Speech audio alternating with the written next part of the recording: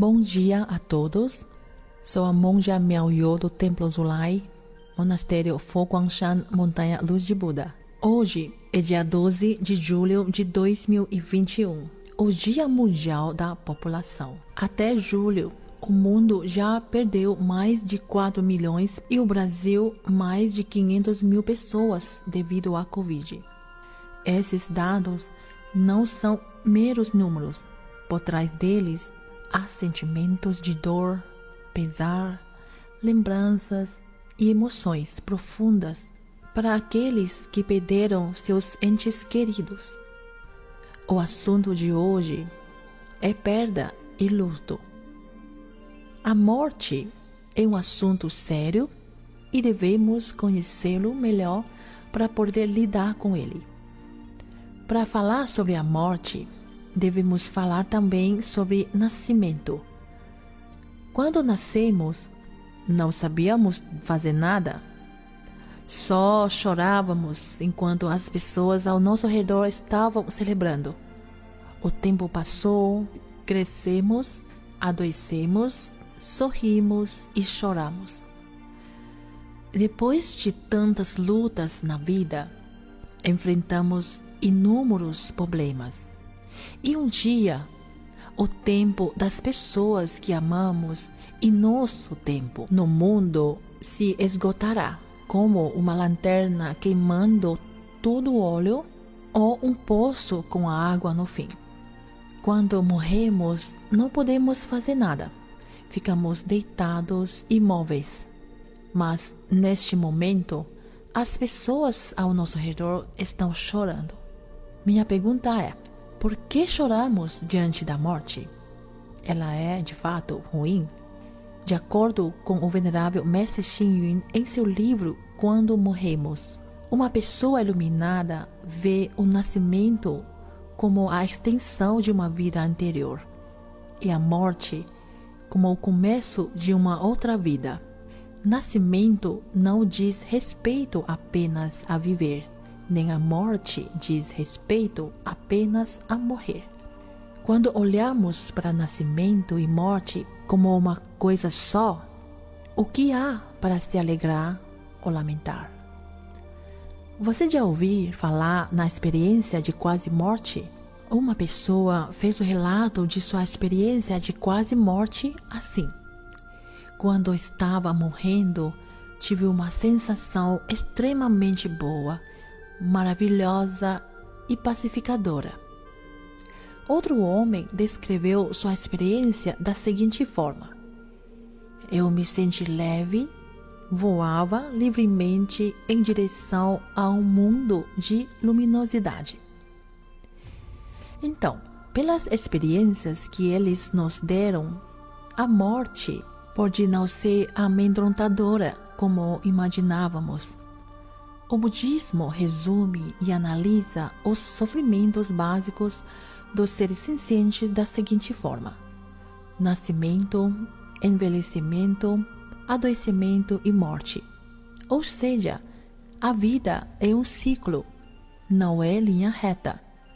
Muitas pessoas julgam que a morte é uma aniquilação, como se depois da morte tudo se acabasse, e ficam horrorizados com essa ideia. Na verdade, antes de iluminarmos, infelizmente, estamos presos neste ciclo. Já passamos pelos nascimentos e enfrentamos a morte por incontáveis vezes. Contudo, para aqueles que ficam pesarosos com a morte, o venerável mestre explica esse ciclo de maneira mais esperançosa: envelhecimento, adoecimento, morte e nascimento. A inversão da ordem não é errado, pois, como se diz na matemática, a ordem dos fatores não altera o produto final. Mas a inversão do raciocínio mostra uma informação importante para nós: a morte não é o fim, ela é o começo de uma outra vida. O mestre nos traz em seu livro 5 pontos de vistas interessantes. Primeiro, morrer é nascer de novo. Ele compara o processo da morte como a extrair o óleo de sementes de gergelim ou de fazer manteiga a partir do leite. Ou seja, ele diz que a morte é uma mudança de condição. Segundo, morrer é uma graduação. Ao associar o processo de estudo, fica claro que o resultado depende do bom e do mau karma que acumulamos. São as nossas notas na escola da vida que determinam a situação de cada pessoa na próxima vida. Terceiro, morrer é como se mudar de uma casa antiga para uma casa nova. O corpo físico deteriora, sofrendo enfermidades e muitas complicações.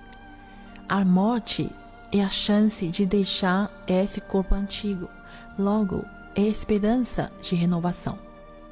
Quarto, morrer é como trocar de roupa. Quando uma peça de roupa está gasta, trocamos por uma roupa nova. Logo, a morte é a chance de trocar uma aparência envelhecida e desgastada por uma nova aparência. Não se apegue tanto a esta roupa envelhecendo. Quinto, morrer é renovação. Nosso corpo passa por um processo incessante de renovação.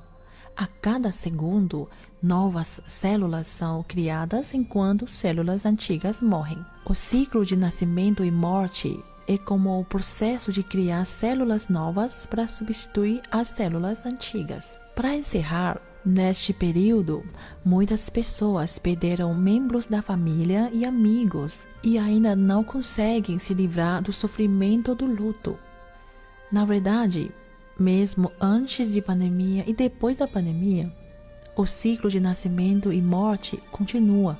Se você é uma das pessoas que está sofrendo pela morte de alguém, lembre-se desses 5 tópicos que o nosso mestre nos oferece como consolo, alívio e esperança.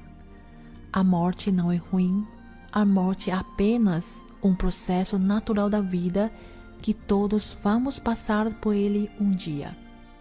Pense assim: se foi devido à Covid, ele ou ela não sofrerá mais com intubação, medicações ou injeções picando no seu corpo.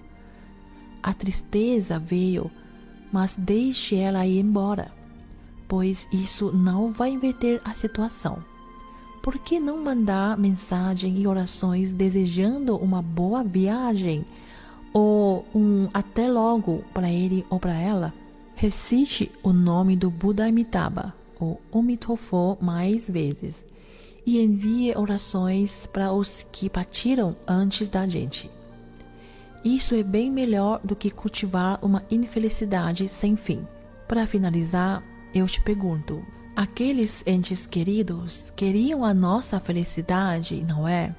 Então, não vamos decepcioná-los. Que essa mensagem do Dharma possa ser a brisa refrescante, aliviando seu coração, levando todos seus sofrimentos embora. Até a próxima. Amitofo.